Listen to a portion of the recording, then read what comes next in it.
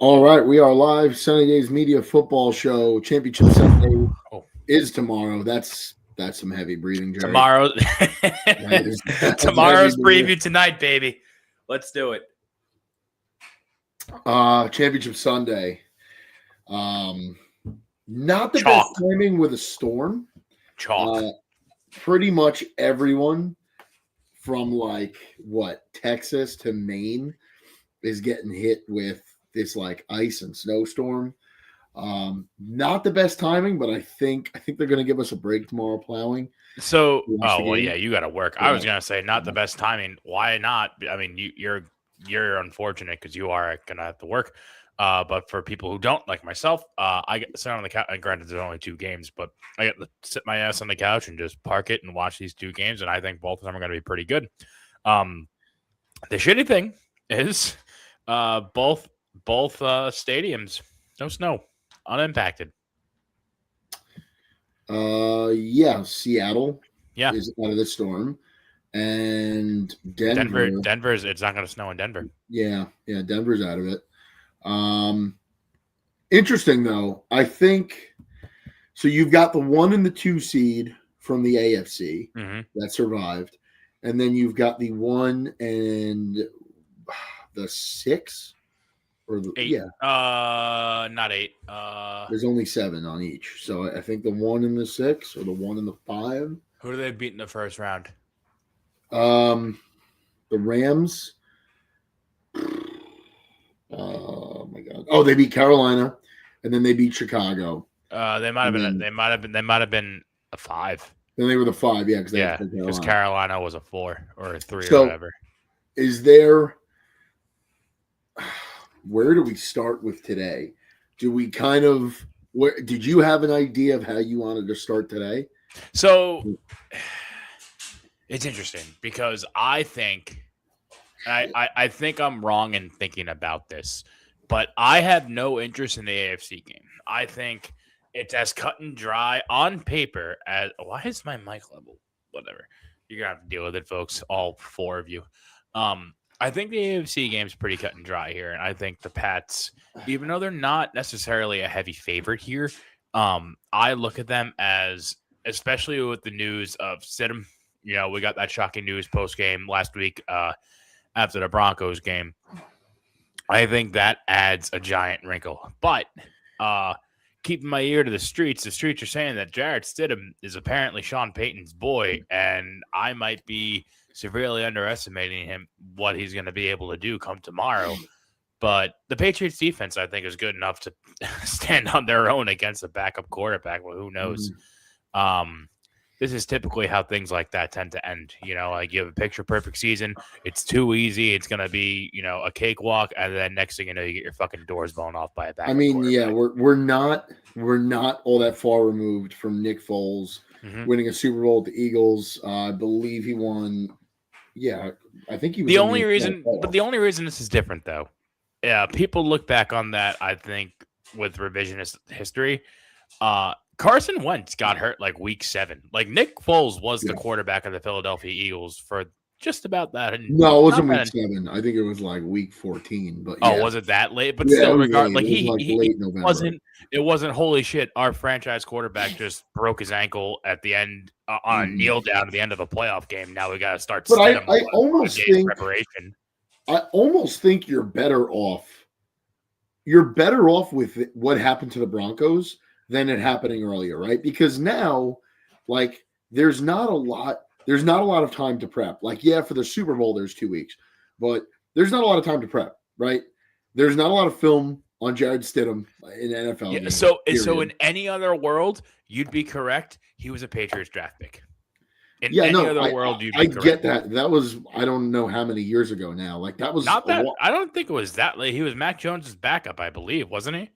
Or was he Brady's backup? So you're talking 6 years ago? 5 years, 6 years, yeah. Like we're some time removed. You're 3 or you're 2. That's 2 Patriots regimes ago. That's right? 2 head coaches. Like he played for Belichick.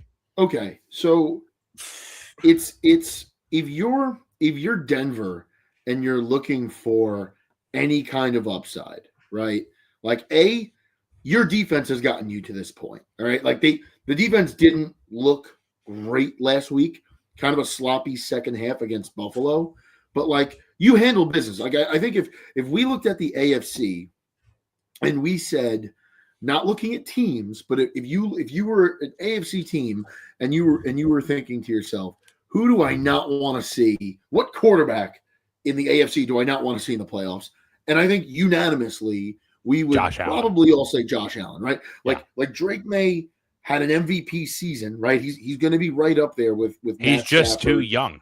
I need Drake May, in my opinion, to get some lumps before he's kind of thrusted up into that. He's CJ Stroud. That's where I'm getting at here. If you're Denver and you're trying to find a silver lining, you already like you climbed what you thought was a mountain, right? So now, okay, you're down your quarterback, but it's not like Bo Nix was blowing the doors off of teams. Bo Nix was, he was winning.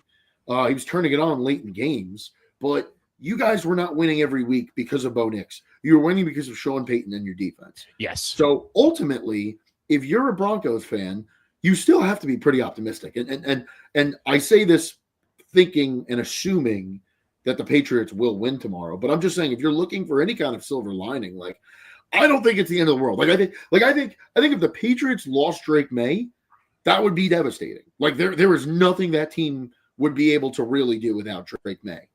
But I don't even know their backup is.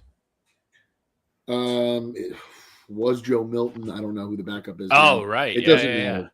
The backup doesn't matter because Drake May was an MVP candidate this year. Like he may very well win that award. So if you take Drake May off of the New England Patriots, that's a significant problem. I think if there's any team that could survive not having their starter and still win a Super Bowl, it's the Denver Broncos. Now, ultimately, I don't think any of that matters because I think whoever emerges from the NFC once again is going to win the Super Bowl. Whether it's the Seahawks or it's the Rams, I don't care. I think both of those teams would take care of business against both of these AFC teams. You think so? I definitely think so. I think the Seattle Seahawks are way too sound of a team. We're all still waiting for like the shoe to drop with Sam Darnold, and it hasn't. So as long as Sam Darnold isn't turning the ball over, the Seattle Seahawks will win the Super Bowl. Like if Sam Darnold doesn't turn the ball over tomorrow, they're going to roll the Rams, and then they will roll whoever they play in the Super Bowl as long as Sam Darnold doesn't turn the ball over because that defense isn't going to let him down. Those receivers aren't going to let him down. And the running game is just good enough to win the big game at this point. And it's just so we kind of went off on a tangent here. No.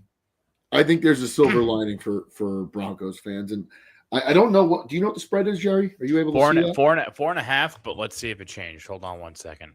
Patriots 4.5. Patriots 4.5, yeah. So the Patriots are going into Denver at minus 4.5. There's a couple. It dropped. FanDuel has it down to 3.5, which I mean, it doesn't really matter, but 3.5, 4.5. Either or is less than a touchdown, more than a field goal. So it doesn't. I feel like that 1 point doesn't really matter. Interesting wrinkle here, though. The Patriots are 0-4 at Mile High Stadium, or I guess Brady and Belichick are 0-4 at Mile High Stadium. They haven't won. They haven't won a game in Denver, and since that regime has been in, power and past that. You know what I'm saying? So that's definitely a little bit of an interesting wrinkle here, especially walking into a playoff. That's got to be in the playoffs because it's in the playoffs and one I believe it's 3 playoff games and 1 regular season game. I believe they had to have played more than that in my. No, they're not in the same. They're not in the same division. They're in the same conference. Doesn't matter. You don't play every single AFC team every single time. No, but you play them at least. But you got to also think they're coming too far. I'm not saying against the Broncos. I'm saying at Mile High. Yeah, hasn't Mile High been around since what, the 90s? Maybe. Let's see. Let's see if I can Patriots record. Which now it's not even Mile High. It's something else. It used to be Sports 40 Field. It doesn't fucking matter what it is. Yeah. But it's always Mile High. What's it called? Pittsburgh is always fucking Hines. Like, yeah, miss me with that. I'm not bending the knee to corporate bullshit. All right. This is their historics. At Broncos, they lost. And okay. Yeah. While So you look that up, 1, 2, in other 3. news today, the Pittsburgh Steelers did hire Saw that. Mike McCarthy. So they went from purgatory to deeper purgatory with a better offense, basically. I don't think that's the worst hire. I think Mike McCarthy is a competent head coach.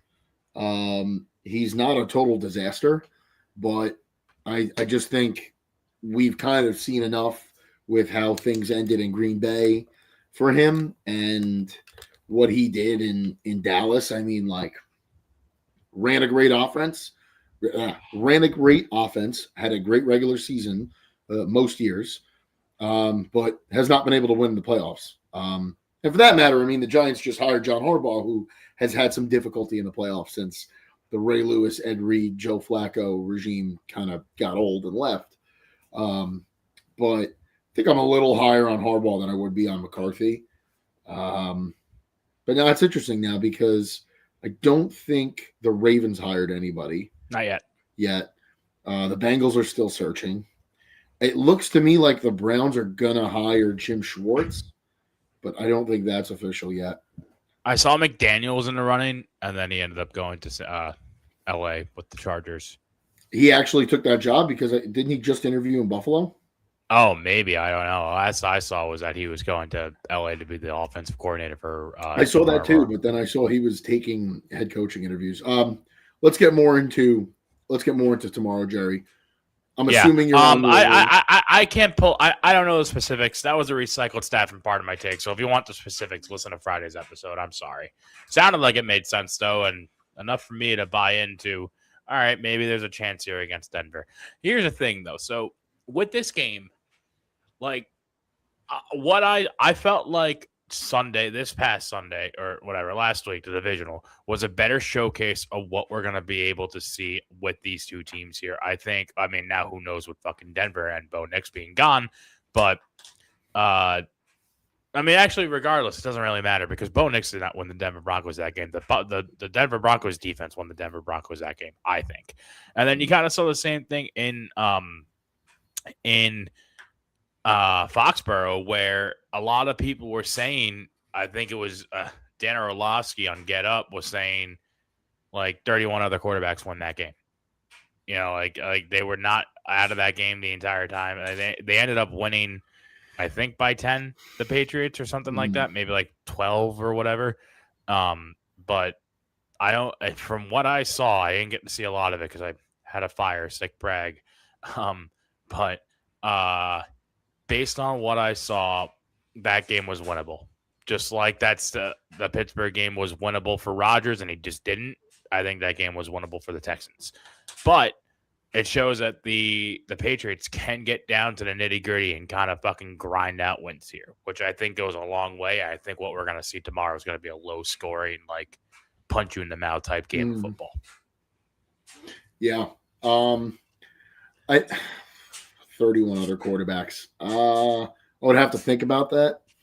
However, CJ Stroud. Davis Mills wins you that game. Yeah, he probably does. Yeah. He probably does. And Facino had it in the group chat. Go to Davis. He was saying that in the second quarter. I always have a hard time going to the backup, but I think in that situation they probably should have. The Texans are going to have to do some soul searching.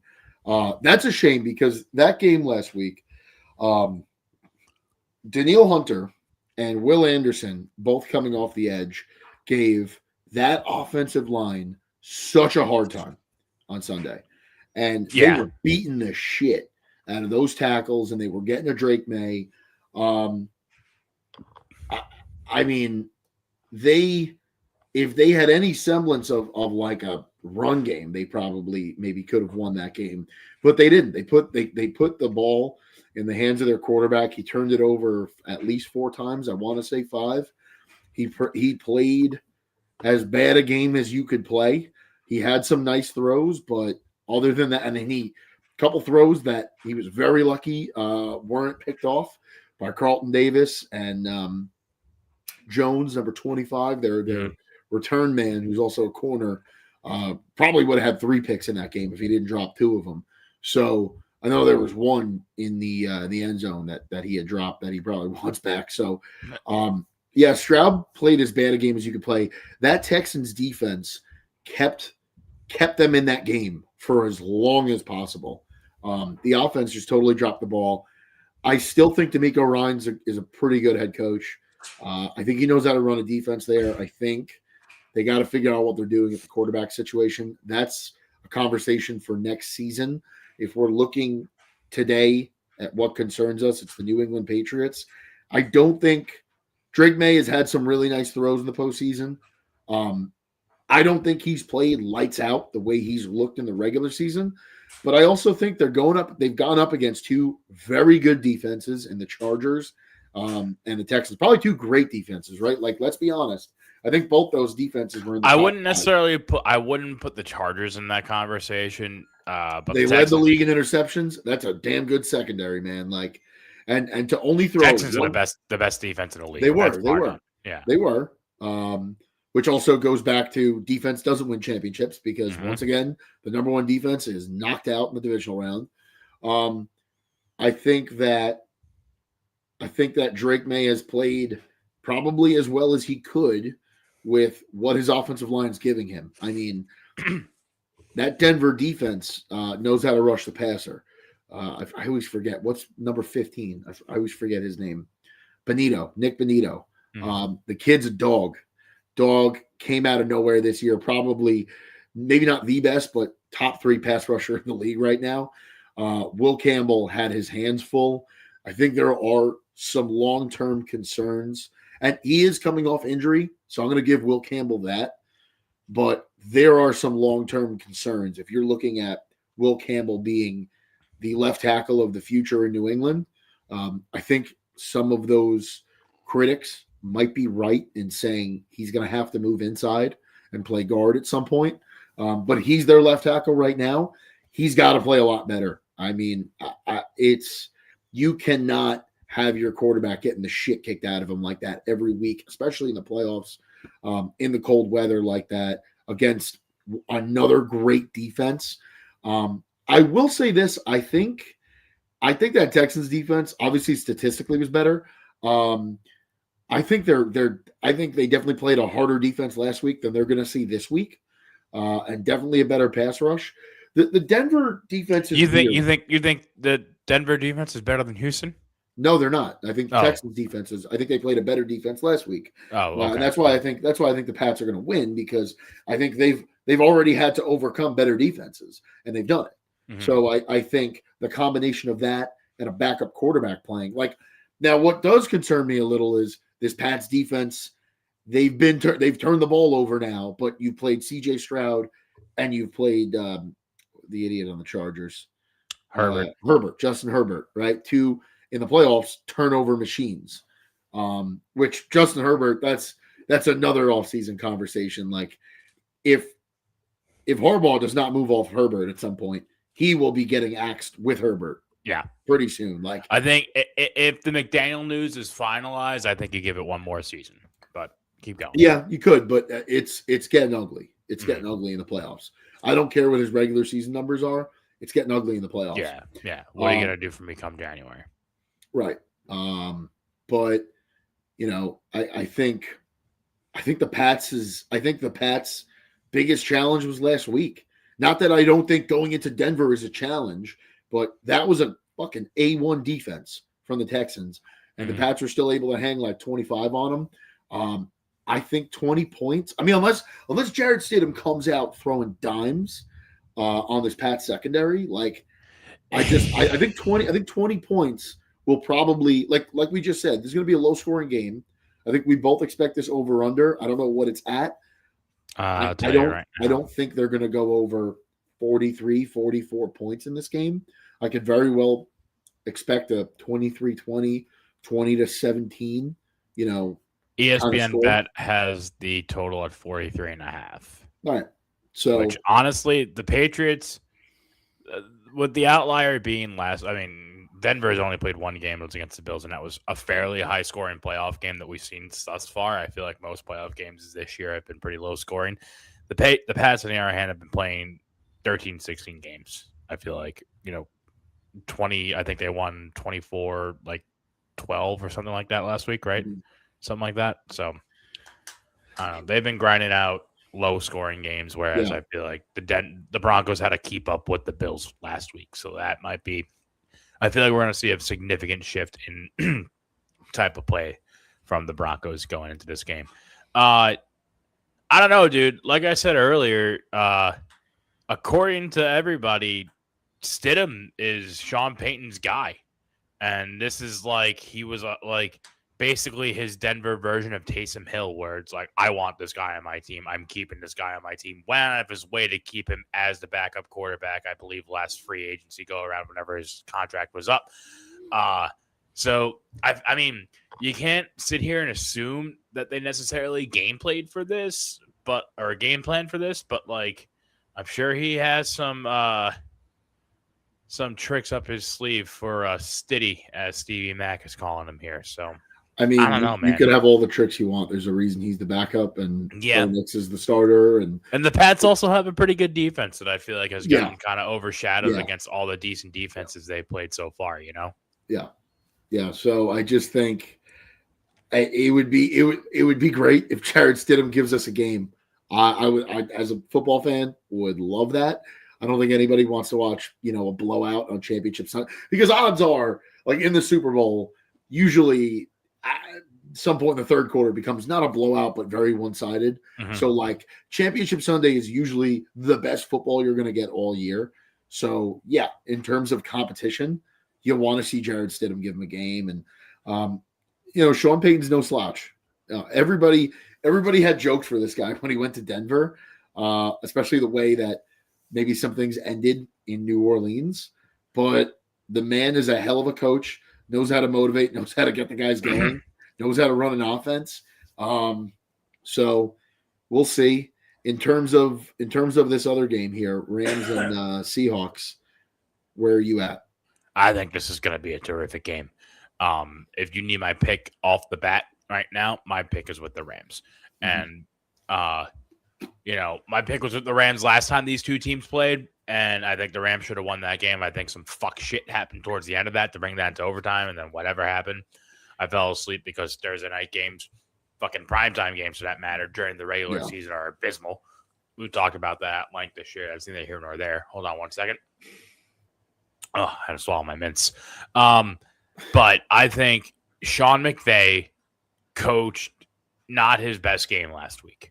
Mhm. And I don't think you're going to see him throw up two stinkers back to back. They kind of walked out of that game last week by the skin of their teeth. They got really lucky. They did.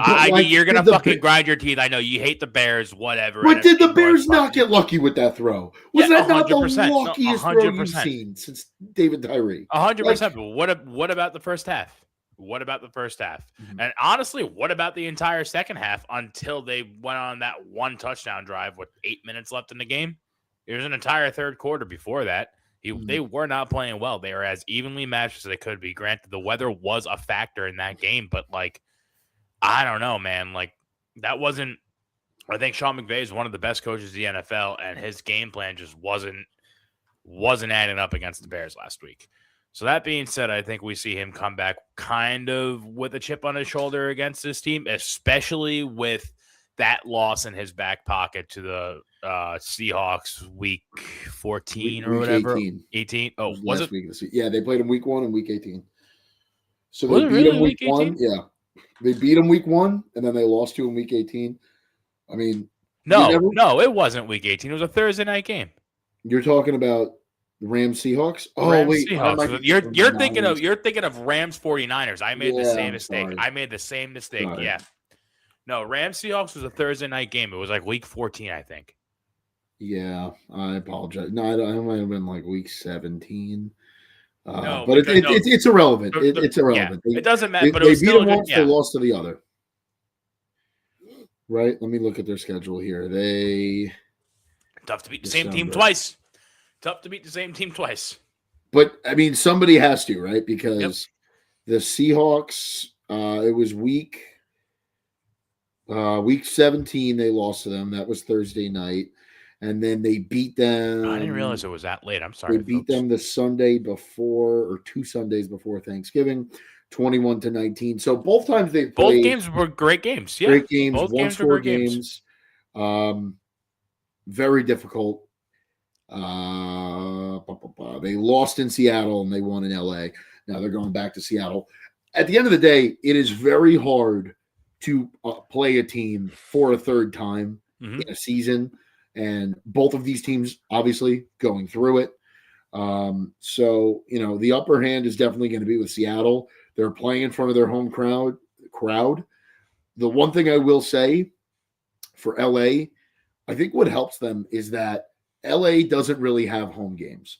So what they have is a schedule. They have an 18-game schedule of away games because there's no real fan base in LA for the most part. I wouldn't go that. I wouldn't call them away games, but I know what you're trying to say. I would not call them. It is a very artificial fan base that the NFL has created in LA.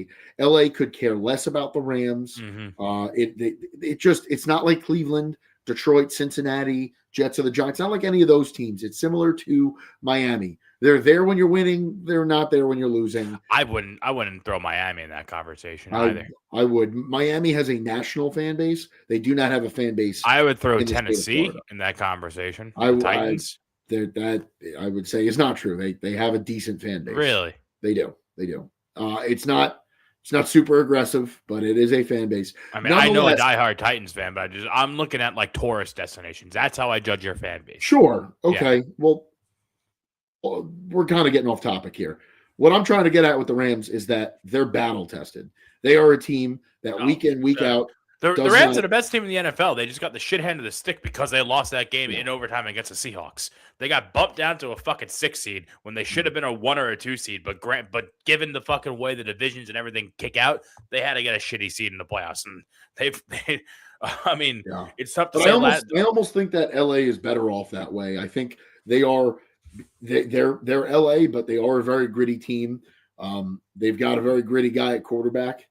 This is a guy who has done it once before, right? He did it in 21. He had to do it on the road for, I think, 2 of those playoff games and then the Super Bowl. He's doing it on the road again here. Was that the year they played the Seahawks that year in a divisional game? I want to see. Hold on, keep going. I'm sorry. I don't know who they played in. I want to say they played the 49ers in the 22. AFC in the NFC Championship. The year was 22. The season was 21. Yeah. My brain is going to tell me Seattle wins this game. My heart is probably going to take Matt Stafford here in a playoff game I can't even say with America picking Seattle because Seattle's only a 2.5 point favorite, at least through ESPN Bet. So that means that FanDuel's either got them at 1.5 or 3.5. You had ESPN it's a small bet. spread.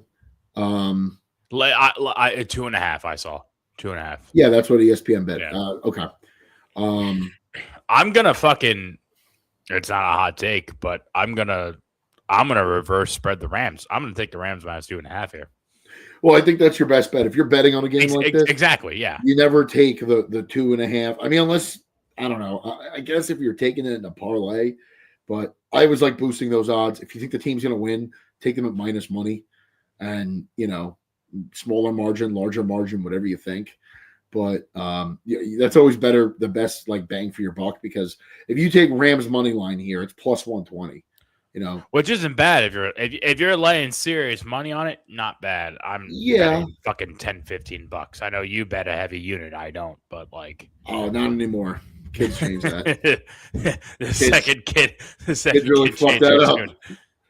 Yeah, but I'm gonna take the Seahawks. I don't like my pick, but that's kind of where I am. I thought what did I have? I think we all had the Bills last week, and I was kind of making a case for Denver. But I don't know if I put my honestly, dude, or on folks out there. -2.5 on the reverse spread. It's only plus 140 against the plus 120.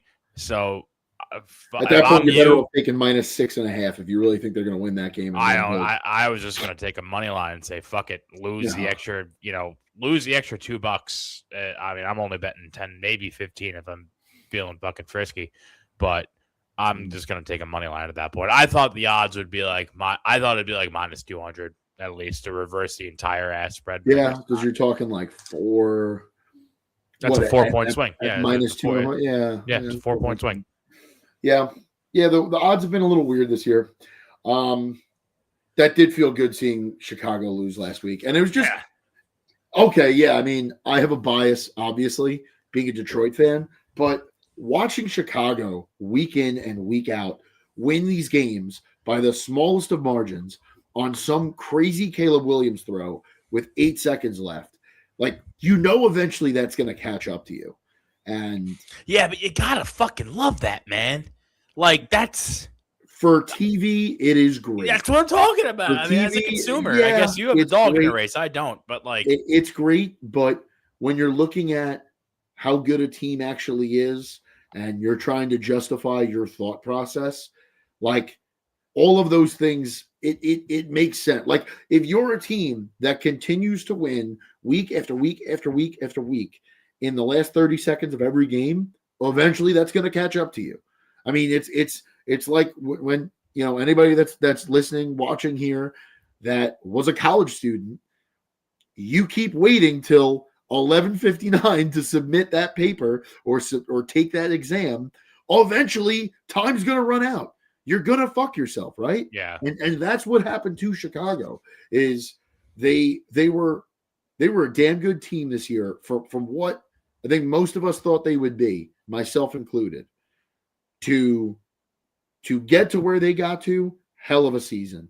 Ben Johnson had a fantastic first season, coached a heck of a lot better than I thought he would, running an entire program. I think that's the biggest claim to fame right now is that no one expected them to be there.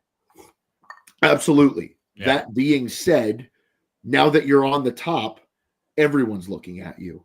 Now they got to play a first place. They got to play a first place schedule. Yep. Right. And all of those games, like the way the Lions had to play Kansas City this year, they got to play the Raiders, where also they won because of a missed field goal in the last 2 seconds of the game. So like now that's reversed. Now everybody's looking at you. Now your draft pick isn't so high. Now you're playing a first place schedule. When we get to play the Giants next year, they have to play the Eagles again, who actually may not be that good. But it's just that's the cycle of the NFL, and it's not just about having that one good season. It's being able to sustain the success and keep that going. Build off it. Yep. Build off it, exactly. Which they've got a hell of a springboard here. I mean, that's a revamped offensive line. I mean, if there's anything I will give Chicago, I still don't think Caleb Williams is a great quarterback, but man, that's a good-looking offensive line. That is a lot better than what we've seen in Chicago. In my opinion, I think, and now I'm lucky enough to have a decent offensive line, and I'm starting to realize my argument's completely invalid, but I will say on the surface level, a good offensive line can make a mediocre quarterback look great. Oh, without a doubt. Without a doubt. I mean, I've said this for, this is like more off-season talk, but I've said this for a long time. If I was a GM, there are very few receivers I would be inking contracts on. Very few. I think it is vital. And a quarterback can make receivers look good. Receivers can make quarterbacks look good. But if the offensive line's not there, nobody looks good. I don't care. And the Lions are a prime example. I mean, if you look at weapons you would want on an offense, half of those weapons that you would name around the league wear Honolulu blue on Sundays. And that team didn't make the playoffs. That team went 9-8 and they missed the playoffs, right? Because the interior of the offensive line, and it was 3 people. 3 people in the offensive line fucked an entire season up with a combination of other things, a poor defense, maybe some poor draft classes of the past 2 years. But it is so vital. It is so important to have a strong front 5 in front of the quarterback. I mean, we're talking about Sam Darnold in the NFC Championship, and nothing against Sam. Maybe he's revitalized his career. I'm going to have to see like a little more, but this offensive line in Seattle is making Sam Darnold, and Sam's doing a lot of that himself too. He's making some great throws. Jackson Smith and Jigba's making him look pretty good too. But that offensive line is laying the foundation for that team to keep winning games. Now, the defense, I would say, probably is laying the foundation, but the offensive line is allowing this offense to move the ball down the field and just have them keep scoring enough points to win these games. So, so vital. And that's the one thing, when we're talking about the 4 teams that are left, that is the one thing that makes me nervous about New England. Because I think they've got the quarterback figured out. Yep. In fact, I'll go ahead and say, I know they have the quarterback figured out. They've got weapons for him to throw to. What scares me is that offensive line in front of him. I don't think it's good enough. I've watched a decent amount of them this year, and they've looked good. Now in the playoffs, they've gone up against some tough defenses, and they've put Will Campbell on ice skates quite a bit this year, and it scared me. And listen, maybe left tackle, he's kind of playing out of position. Maybe he looks a heck of a lot better at right or left guard or center in the future. But that's the one thing that would make me nervous, of all these 4 teams left. If we're talking about offensive line, I think the Rams have a good line. Seahawks, the Broncos, decent enough offensive line. The Patriots scare me a little bit with that offensive line. What else we got here, Jerry? You got anything else for me? No, I mean, that's really it. We're kind of on complete opposite sides of the fence here with the Seahawks. Sam Darnold, I think, to me, has shook not every single allegation that was thrown against him last year, but like the monkey, I can't say the monkey's going to be off his back unless he wins tomorrow. I think it's relatively off his back. Yeah. That's where I'm trying to get at, is that he stepped up from last year, where last year was kind of like, I don't know. And then the playoff debacle happened. And now this year, he's kind of just, they fucking blew out the 49ers, blew him out. And Darnold looked, and he's hurt. People forget about that, though. That is still kind of there with the oblique and whatnot, So that's a little thing to keep an eye on. Yeah, he didn't practice earlier in the week, right? They had a backup. Didn't really have to throw the ball either. Yeah, we'll see if that's a factor tomorrow. That's interesting. I totally forgot about that. Totally forgot about that. Yeah, we'll see. We'll see what happens. Yeah, fuck it. I'm going to take the Rams. I totally forgot about that. I'm going to take the Rams. Ride with your guy, dude. Ride with your guy. I'll have the Stafford jersey on tomorrow. Yeah, you gotta. Yeah, definitely. All right. So this might be it. I hope we could do a show. I don't know when we'll do one again. Baby is coming on Wednesday. So that definitely knocks me out for next week to recap Championship Sunday. If hopefully we could get something either on Super Bowl Sunday or maybe the Saturday before. I kind of have to see what's up with the baby schedule, but we'll try to figure something out. But as of now, thank you all for tuning in. We had a nice little showing. We had a nice audience for today. So I appreciate everyone that tuned in. And we will see you when we see you. Until then, I guess go Rams. Yeah. Go Rams. Go Pats. No.